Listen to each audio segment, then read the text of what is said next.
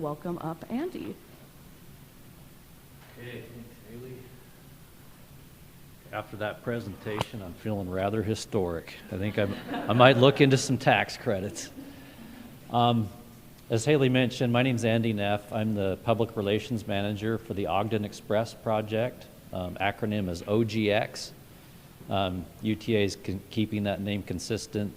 They built a bus rapid transit system in Provo, Orem that opened about 3 years ago, and it's the UVX, so it made sense to call this project the OGX. So I think I've been to this group before, right, to talk to you, so I think you're probably pretty familiar with the scope of the project, what we're doing. Let's go to that first slide. This is just a quick overview. You can see it's a 5.3-mile route between the Ogden Front Runner Station, comes down 23rd Street past the junction, Washington, down to 25th Street, and then over to Harrison, and down through the Weber State campus to the McCady Hospital. And so these areas right here in red are showing dedicated lanes. That's kind of one of the hallmarks of a BRT project, is dedicated lanes, typically built in the center of the road to keep the buses out of traffic and keep them flowing smoothly and avoiding delays and congestion. There will be 13 stations. Well, in the interest of time, I won't talk more about that. I wanted to focus mainly on 23rd Street. Do we have business owners here from the junction? A few? Okay. So you probably noticed that we're reconstructing. A lot of the streets need to be completely rebuilt, full depth reconstruction to handle the additional traffic and the weight of the buses. And so 23rd Street, here on the left is the Ogden Intermodal Center. That's where the front runner drops off, and then it comes down past 23rd, on 23rd, down past Lindquist Field, and then over to Washington past the junction. So we've started work in this section here between Lincoln and Grant. We started that about 3 weeks ago, I guess. We're starting there because there is so much utility work. We're replacing aging sewer and water lines there as requested by the city. And also in coordination with the junction, they requested that we didn't really work on that during the summer. So we've accommodated that and moved this section here will be starting in January of 2023, and that will go through the spring of 2023. We're building a new traffic signal right here. And we're hoping to get this section done later this fall. We'll see if the weather cooperates. We're going to kind of see where we're at. It has to be paved by about the middle of October, so if we're far enough along here in Lincoln to Grant, we're going to jump back and get that section. And it's quicker because there's no utility work there, and also less utility work past the junction as well. Feel free to stop me if you have any questions. Okay, this is I just went over this schedule, so you can see that section's closed. We have this intersection of Lincoln and 23rd Street closed now. They're trenching through there to put those utility lines. By the end of this week, we're hoping to open that back up, but that will be intermittently closed as our contractors are trenching through there for the water and the sewer lines. And then Grant Avenue, there's actually no work happening in that intersection, so we can keep the north-south opened for the duration of the project there. And you can see where the stations will be built, one at the front runner, and then one right there in front of the Solomon Center and the Larry H. Miller Theater. Just a couple pictures over on 23rd Street showing the sewer work that's underway. And then once we get to the junction, that's between between Grant and Washington. So this section here between Kiesel and Washington is also no utility work, very minimal. So we're going to start this section here in January. It'll probably be March time frame before we need to close this, but we'll need to completely close them down to do the full depth reconstruction. And there's a lot of utility work associated with the station platforms. They're going to have a heated surface to melt off ice, and so we'll need power, water, and fiber optic lines will be running into that. But so this section We will maintain pedestrian access through here. There is some sidewalk here up against the theater that we need to replace, but we'll work with the businesses. We'll be holding meetings with the Junction folks before this starts in January to kind of work out the pedestrian access. But that will be closed, and I think the parking structures can access off Grant during that time. Okay, Washington Boulevard, that hasn't really changed a lot for about a year. We finished that. That was the first phase of construction. All that roadway work is complete between 24th and 25th Street. And those are the station platforms there, one in the middle and one on the side there by Farr's Jewelry. They will be getting canopies here probably within the next month or so, and so those will start looking a lot more finished as well. But good news is we're basically finished there and with the traffic impacts on Washington. And then moving up 25th Street, we have the section between Washington and Adams Avenue opened. We opened that a couple months ago. Much to the delight of the Monarch and other businesses there. They were kind of hard to access for a little bit, but that is open to traffic and on-street parking for the businesses. And we're actually planning an event. We're going to be partnering with them on September 10th. They have an event called Fallapalooza. And so they'll have live music and bands there and street vendors and shut off the street on that day. But that's kind of where we're going to celebrate. Hopefully the finishing of 25th Street are pretty close. I will mention that we're also dealing with some historic concrete supply shortages, which has really slowed us down in a lot of different areas. If you noticed around town, some areas are ready for concrete, we just can't get it. And we're getting very small portions every day, so we're trying to put that where in the places that have been waiting for it the longest. But so we'll eventually get to it, but it's been a slow slog with the concrete. And then 25th Street, the good news is that we were able to get concrete to do curb and gutter yesterday. That's the precursor to paving it. And so we're trying to get the paver here next week, hopefully by the end of the week, to get that paved and opened all the way to Jefferson. And then these are just some photos. There's stations at Monroe, Jefferson, Monroe, and up at Harrison. Okay, I won't go over that in the interest of time. My colleague Bill Knowles was going to be here today. He had something come up last minute, but he is the community business ombudsman, and he's been working with businesses, I think, here for a long time, since this project originated. But to help the businesses that are impacted by construction, we have a Facebook page. Bill does these spotlight videos with business owners. He's great at that, and we post those on the project Facebook and share on our email updates. And so we would like to, knowing that we're going to be starting the junction coming up in January, we want to try to get some of those on the shelf. So if you are interested, we'll be reaching out to see what businesses want to participate in that. And then we've also got coupons that have been very successful. So Ogden City and UTA have both contributed to a marketing budget, and that money is being used partially for the coupon program, and ODA is helping us administer that. We appreciate their help, but so we print about 1,000 of these, and we hand them out all over town to large employers, Front Runner Station. We give some to the businesses themselves to self-promote, and so they collect those, collect the receipts, and then submit those for reimbursement.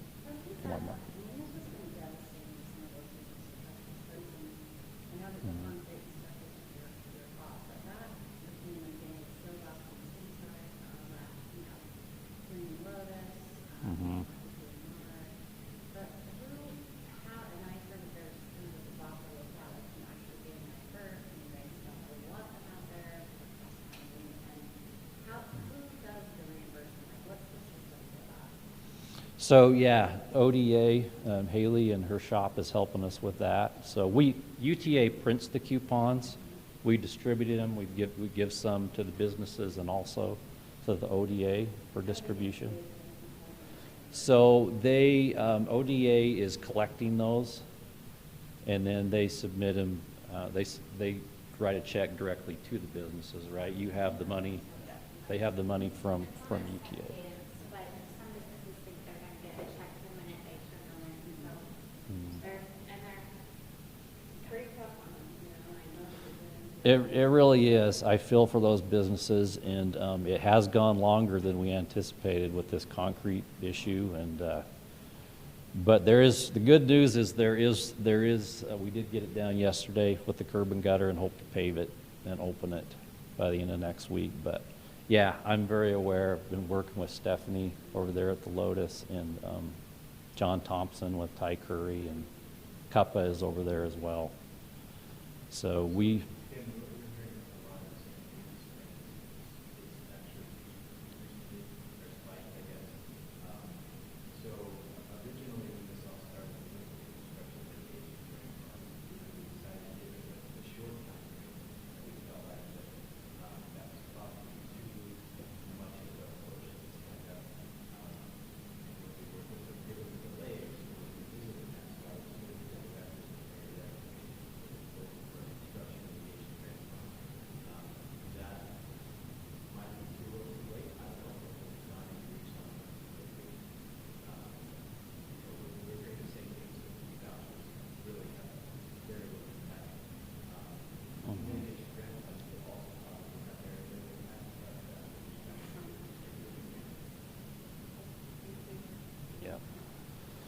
Okay, yeah, I hope that is successful. That would help businesses a lot. Okay, just in wrapping up, these are my contact, my phone number, my email.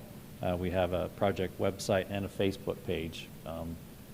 So encourage you to like the Facebook page. We've got a lot of information there about BRT, the long-term vision of that, construction updates daily, and then also the business marketing as well. So I will go ahead and end there unless we have any other questions from the group.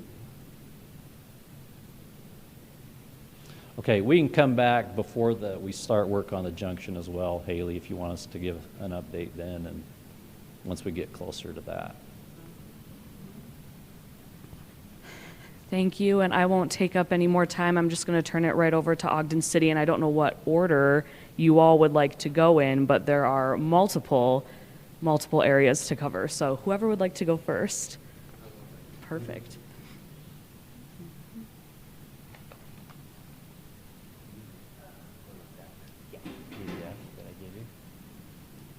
Thanks for the update. I appreciate it. And Amber, thanks for the great information about the historical tax credits. I know that there's some projects that have taken advantage of that recently, and I know of a bunch of other projects that are thinking about it as well. Okay, I'll be brief. David Sawyer is here also with us to answer any parking questions. So that's probably a big thought on everybody's mind. But everything that we're doing recently all blends together. So don't be afraid to ask questions that you're worried about. You're probably familiar, in 2019, we adopted the Make Ogden Downtown Master Plan, and since that time, we've been working on implementing Phase 1 or Episode 1 projects. The first one, well, really 1A, 1B is Wonder Block, and then also the Electric Alley. So what I wanted to do today is give you some updates on Electric Alley. So if you'll go through these really quick. What we call Electric Alley is essentially the 100 and 200 block of 25th Street. So here's historic 25th Street. Electric Alley is this section here. And most of this land that's currently owned as parking, or used as parking on both sides, is owned by the redevelopment agency. And over the years, we've done various things to it, like creating plaza spaces on this side. We've implemented a really awesome and very well operated parking system here. That was a joke for those of you who have utilized that. Yeah, it's a tough crowd, tough crowd. So we're looking to enhance, based on the principles and guidelines from Make Ogden, we're looking to enhance the use and density of these blocks and bring in some new development and some additional parking. I won't deal with the parking necessarily. Unless we have some time, we can dive right into those questions. So this is kind of the layout of the block as it is. Next slide, please. We've looked at some of the buildings that need to stay and some that need to be removed. The two that we've called to be removed is this building owned by Jeff Clark. It's the blue roof building, and the old DMV. Next slide. And by the way, this is a slide deck from our design team. So we've hired WOW Architecture and Loci Land Development out of Salt Lake to help us go through this. So we've been studying these two blocks for a couple of months now. We're actually just about ready to jump into a LiDAR survey, which is going to give us kind of a three-dimensional survey to the quarter inch. So that survey is going to actually be really good, and we'll share that with business owners. So if you want to know dimensions of your building heights, all that stuff, that LiDAR survey will be really cool. But anyway, it all kind of factors into this concept plan that we've been looking at. So we talked about removing the two buildings. Now we're looking at, in the white buildings, what can we bring back into the block to create an environment that's going to be appealing, utilize the land better, create parking scenarios that are better. So this building is under construction now, so that's kind of going. But these other white buildings are potential buildings that could be built by developers or property owners, mostly on our land, not entirely, of course, but mostly on our land, that could really enhance residential living on Electric Alley, commercial, office, those kind of things. Next slide. So where do you park? We're looking at parking structures that would accommodate not only the displaced parking that would happen here, because essentially all this parking would, or most of this parking would go away, but also we would need to park the new buildings. And so we're looking at a parking structure. Keep in mind, all of this is conceptual. This is not final. This is schematic. Actually, not even schematic. It's conceptual. So since this time, we've actually redesigned the shape and layout of some of these buildings over here. So it's already changing from what I'm telling you today. I just don't have updated slides for that. But we're looking at a pretty significant addition of parking structures to accommodate existing uses and new uses. And if you go to the next slide, it starts to blend everything together in terms of how these two blocks work together with new buildings, existing buildings, parking, and amenity space and open space. The main component of all that is our connective tissues, so to speak. So this area here is meant to still carry traffic, but it's going to be more pedestrian oriented. We fought really hard to create as much connection space here. So that's about 8 to 10 feet, I think, 8 to 9 feet. So this is a public access easement next to the building that's being built now. It's a mixed-use building. So the units on the bottom front are commercial. The units on the bottom back and above are residential. Right now, I think they're rentals. Their parking will, if you go back, sorry, yep, other way. Their parking will be here for now. We have a parking agreement with them that allocates, it doesn't dedicate, it just says first come, first serve for a certain number of stalls back here. But if you advance forward again, one more, yep. If this all gets built in accordance to this, you know, to a degree with a parking structure here, then their parking would be there. When you say the parking lot, would that be paid parking? Yes. And we'll talk about that in a minute. Do you have a question? So will there won't be any like handicap access parking or anything along Electric Alley eventually? No, it's hard to see, but these are all parking stalls here. How So, many? that's yet to be determined. We're trying to make sure that we have enough stalls for handicap, for pickup and drop off. That's a big thing. Delivery. And so right now it's kind of a wild, wild west out there because the road's narrow. People end up parking against the red curb. Deliveries come at all different times of the day for various people, so those delivery drivers are trying to navigate that. And folks that don't work, live, or visit 25th Street are coming and parking there and taking up those key stalls 8-10 hours a day, to where businesses on 25th Street are having a hard time getting that turn. So we'll look at all that, but this is a section of parking. This is a section of parking here. There's another section here. So we'll try to build in those stalls, but for the most part, we would build this so that most of the parking happens here, and that we have really unique and attractive and appealing connection spaces. And that means that a person can park here or here and really enjoy the street or the electric alley only by parking once. Will there be like crosswalks or a bridge or anything to get from the garage across the street? No bridge, but we'll have mid-block crossings. So this will be a very slow, narrow street. It's pedestrian focused. The focus is still 25th Street. We're not trying to create a new street. We're trying to augment what is already here. And in addition to this plan, we also have a corresponding 25th Street master plan upgrade for the historic street. So that'll come in the future. We've had some open houses. Some of you have seen it. We've got 3 concept plans. And so we hope to do significant upgrades to 25th Street in conjunction with some of the development that happens here. Is the proposed parking structure adding parking spaces? If all of these were to be built out and take up parking, does it increase Yep. parking ability Yep. with the structures compared to what's currently there? Right, so everything here will be replaced one for one. Everything that is being built new will have additional parking for it, and then there'll be even more than that. Is that paid parking or So, how's that gonna work? and David's here, but I'll just briefly get into that.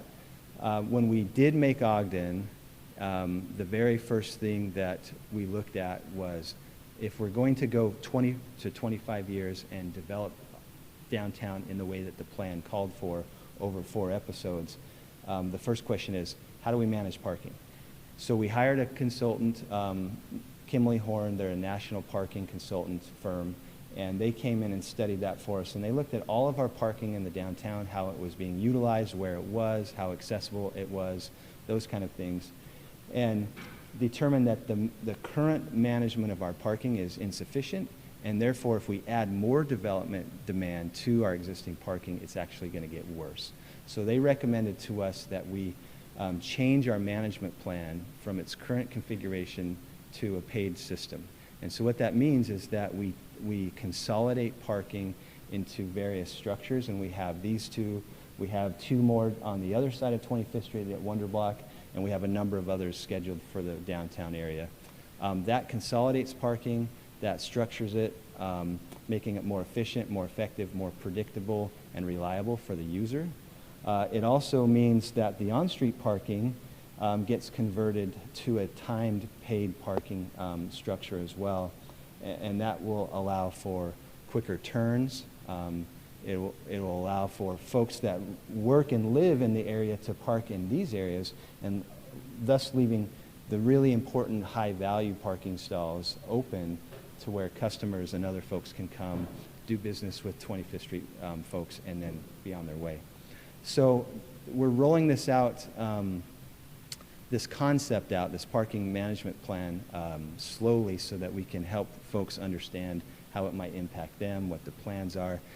It really is a 3 to 7 year implementation from today. We won't see any paid parking probably for 2 more years, but in that 2-year time frame, we're hoping to educate folks, get feedback on how validations work, how to do timing of individual stalls in terms of hourly versus monthly, those kind of things, what the pricing is, all of that. So that's real quick overview of Electric Alley and how paid parking might integrate into that. Again, 25th Street, Electric Alley, Wonder Block, paid parking, east of the temple, north of the temple, all of these things are really kind of one big thing for us as we look at implementing them over time. So it's all interconnected in some way. Any other questions? You love it. Awesome. Thanks so much. Who's next? I could just say, a couple of months ago,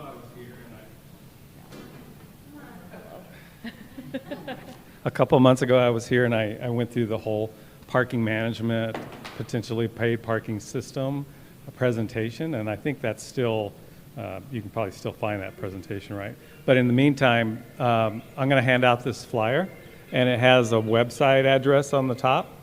ogdencity.com, Go Park Ogden. And on that is kind of a history of how we've got here. The parking study is available. You can open that up and take a look at it. The parking presentation is there, frequently asked questions, the logic, also behind the system, as well as community experiences in other cities and what they've experienced before and after they implemented paid parking. And so we have 5 or 6 cities there that you can take a look at and see a brief synopsis of, or a case study of what they've experienced. So I'll pass these around if you'd like to take a look at the website and go through some and open up some of those documents and drill down and to your heart's content. But there's a lot of good information there. All right, that's it. Thank you.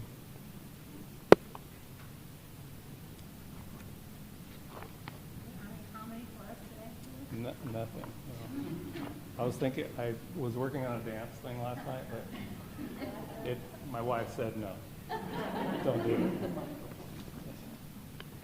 All right, thank you so much. And then I think last but not least, Damon, did you have anything to add with this photo or?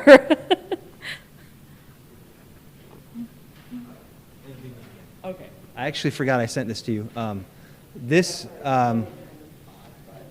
is just a rendering of 25th Street here. If you were on top of the roof of the Union Station looking east, this is what we hope you would see in the future in terms of some of the upgrades on 25th Street, and then how Electric Alley might start to take shape with the pedestrian kind of paseo and some of the buildings and their scale on the backside of 25th Street. Maybe Wonder Block out here on the other side. So you start to see kind of the densification of that area, and we feel like that is really, really good for 25th Street businesses. One of the problems with downtown is 24-hour occupation, right? 24-hour residency. So we have a pretty significant daytime population with folks that come into the city and work.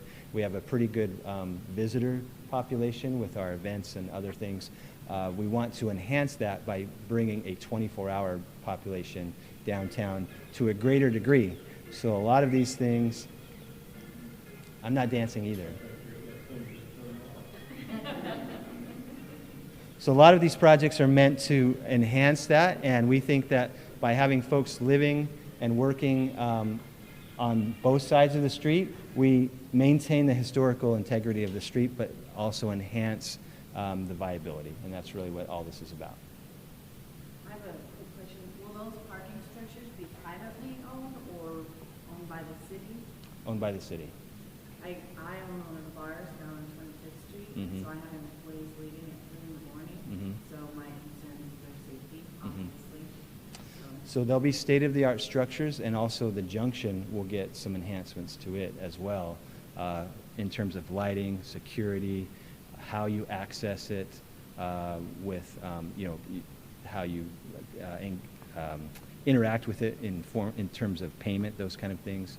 So I think it'll be a pretty positive experience. Okay, that's why we have that.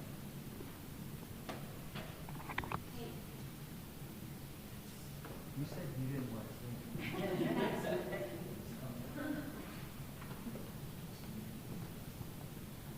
So for those who don't know me, I'm Damon Burnham. I'm Ogden City's redevelopment manager. I work for Brandon. Couple of things that he failed to mention. We do have 25th Street planning going on in conjunction with this. He did mention that. But we do have a small display at the farmers markets on Saturday. Shows you some of the concepts that are there. There's a link to a survey that we would encourage everyone to take. We'll also be putting up some website information similar to the parking so that you can engage more with Make Ogden. The other thing that I think is important, and Brandon mentioned this, is how holistic all of this is. So we talk about individual projects, but really this is one large-scale project. And this is a big lift for our administration and for our city council. So if you have questions or comments, don't just leave that to us, especially if they're positive. Let the city council know. We'll take the negative ones because we can fix those. But if you do have positive feedback, please let your city council representatives know. They generally only hear one side of that. And as the impact, even though electricality may not impact you directly, or Junction or Wonder Block, the indirect impacts, if they are positive, will be felt. So any support would be appreciated there. And then I think we'll stick around and answer questions too. So, thanks. All right, just one more quick note from our office. I'm actually going to welcome Jess up in a minute just to give you a reminder for our fall events and their dates. But before she comes up here, there is a little plug under number 5 of your agenda for Instagram takeovers. So if you own a business in the downtown and you want to take over our Ogden Downtown Instagram page or our historic 25th Street page for a weekend or a day or an event that you have going on, that is a great way to interact with our followers.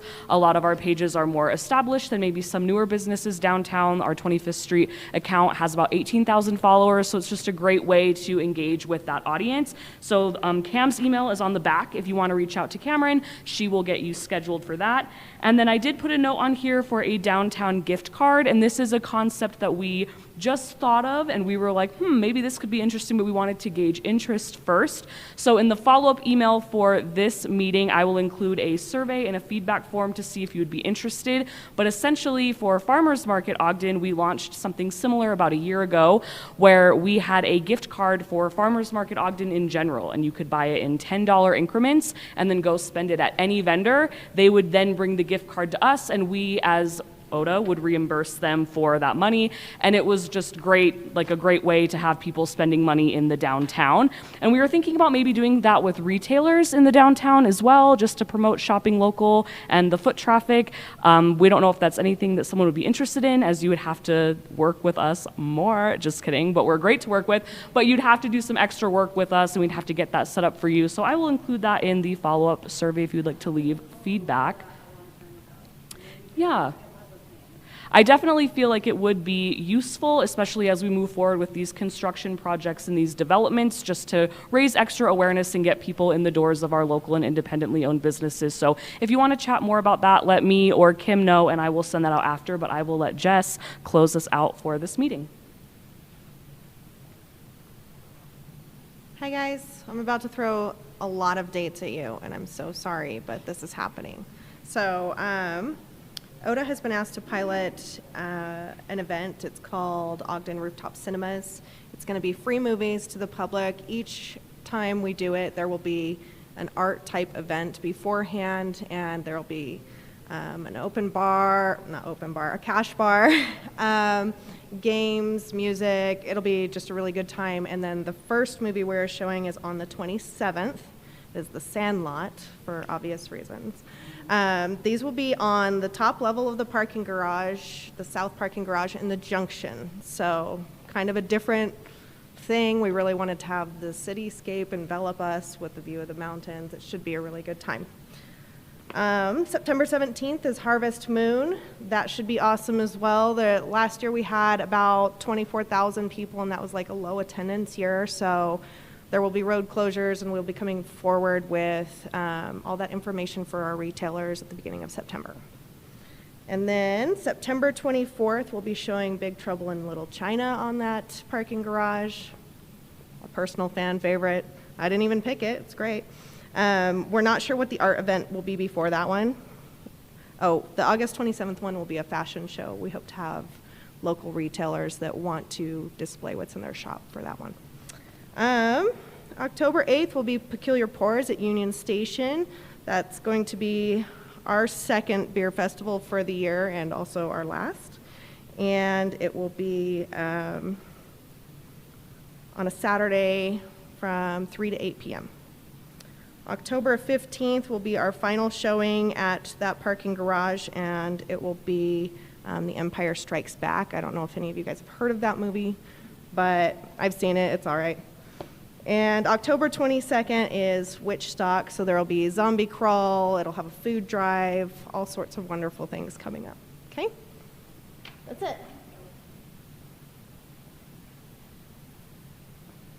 Thank you all so much for being here. Sorry that it ran a little over, but I appreciate you all sticking around. If you have any questions, obviously we will be hanging out after, so feel free to chat. We do have coffee and refreshments in the back, so grab that on your way out, and we'll see you all in the new year. Actually, this is our last district meeting of this year, but we do have a town hall in October, so hopefully we will see you there. Thank you.